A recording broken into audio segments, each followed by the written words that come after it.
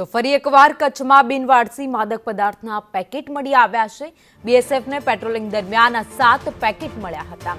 સુગરબેટમાંથી માદક પદાર્થના પેકેટ મળી આવ્યા છે। અત્યાર સુધીમાં અનેકવાર જે સીમા પરથી દરિયાઈ પટ્ટી પરથી ડ્રગ્સના પેકેટ મળી આવ્યા છે, ત્યારે વધુ એકવાર કચ્છમાંથી બિનવારસી હાલતમાં માદક પદાર્થના પેકેટ મળી આવ્યા છે। તેને એફએસએલ રિપોર્ટ માટે પણ મોકલવામાં આવ્યા છે। બીએસએફ પેટ્રોલિંગ કરી રહ્યું હતું તે દરમિયાન આ પેકેટ મળી આવ્યા છે। આ 7 પેકેટ મળ્યા છે। હવે તેમાં શું છે તેને લઈને તપાસ કરવામાં આવશે।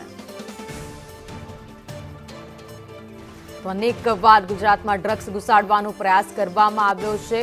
કચ્છની બોર્ડરથી ડ્રગ્સ ઘુસાડવા માટે પ્રયાસો થયા છે, પણ તમામ પ્રયાસને નિષ્ફળ ભારતીય સેનાએ બનાવ્યા છે। બોર્ડર પર તૈનાત જે જવાનો છે બીએસએફના, એમણે જે નાકામ હરકતો છે એ ક્યારેય પરિપૂર્ણ થવા નથી દીધી અને વધુ એકવાર બિનવારસી હાલતમાં કચ્છમાંથી માદક પદાર્થના પેકેટ મળી આવ્યા છે। વધુ અપડેટ સાથે સંવાદદાતા અલ્પેશ અમારી સાથે જોડાઈ ગયા છે।